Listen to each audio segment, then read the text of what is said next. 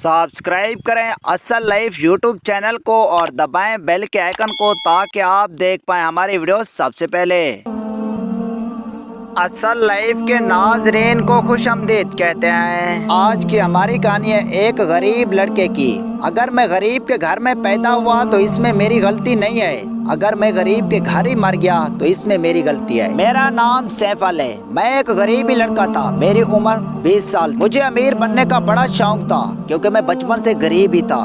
मैंने अपनी तालीम पूरी की। जैसे मैंने अपनी तालीम पूरी कर ली तो मैंने एक फैक्ट्री खड़ी की जिससे मैं बहुत बड़ा अमीर बन गया और अपने शहर में टॉप पर अमीर था। लेकिन एक दिन ऐसा होता है कि मैं सबसे बड़ा गरीब बन गया।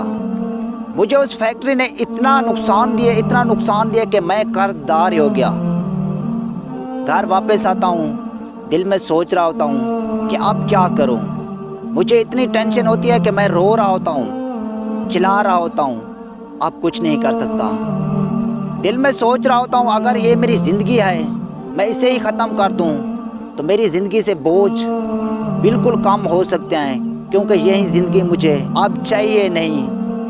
जिससे मैं कितनी उम्मीदें रखता था, बड़ी बड़ी उम्मीदें रखता था, अब इस ज़िंदगी ने मुझे ऐसी जगह पर लाकर खड़ा कर दिया है, ना तो मैं जी सकता हूँ और ना ही मैं मर सकता हूँ। अब मेरे पास मरने के अलावा कोई भी रास्ता नहीं है, क्योंकि कर्ज इतना हो चुका है कि लोग मांगने के लिए आते हैं और मेरे पास एक पैसा भी नहीं है उनको देने के लिए।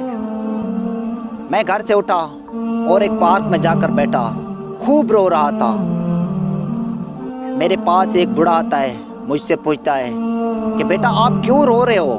मैं उसे बताता हूँ कि अंकल मैं क्यों रो रहा हूँ, मैंने इतना मेहनत की, मेरी सब मेहनत मेरे ऊपर वाले ने ज़ाय कर दी। मैं 20 साल का था, रात दिन एक कर दिया मेहनत करने में, लेकिन मेरी मेहनत सब मिट्टी में चली गई। अब मैं क्या करूँ। सारी कहानी मैंने उसे तफसील से बताई। बूढ़ा कहने लगा अगर मैं आपको कुछ पैसे दे दूं तो आपकी मुश्किल हल हो जाएगी। बूढ़े ने 10 लाख का चेक उस लड़के को दे दिया और कहने लगा आप फिर से काम शुरू कीजिए, आपका ऊपर वाला ज़रूर साथ देगा। मैंने बूढ़े अंकल से वो चेक लिया और घर में वापस आ गया। दिल ही दिल में सोच रहा था उस बूढ़े अंकल ने मुझे ये चेक क्यों दिया। ना तो वो मुझे जानता है और ना मैं उसे जानता हूँ। आखिरकार वो है कौन, उसने मुझे ये 10 लाख का चेक क्यों दिया, वो भी बिना कोई गारंटी के। ऐसे कोई कैसे कर सकता है। वो दिल ही दिल में सोच रहा था अगर वो मुझे जाने बिना इतना मुझ पर यकीन करता है तो मैं खुद पर क्यों नहीं यकीन करता। उस लड़के ने बूढ़े के चेक को एक संदूक में रख दिया और दिल में सोचने लगा इस बूढ़े के चेक को मैं खर्च नहीं करूंगा, मैं अपनी मेहनत से ही खड़ा हूँगा। उसने फिर से कारोबार शुरू कर दिया और एक फैक्ट्री फिर से खड़ी कर दी। वो 1 साल में इतना अमीर हो गया। वो 1 साल के बाद उसी पार्क में गया और फिर से बूढ़ा वहीं पर आता है, भागता हुआ पागलों की तरह उस लड़के के पास आकर बैठता है।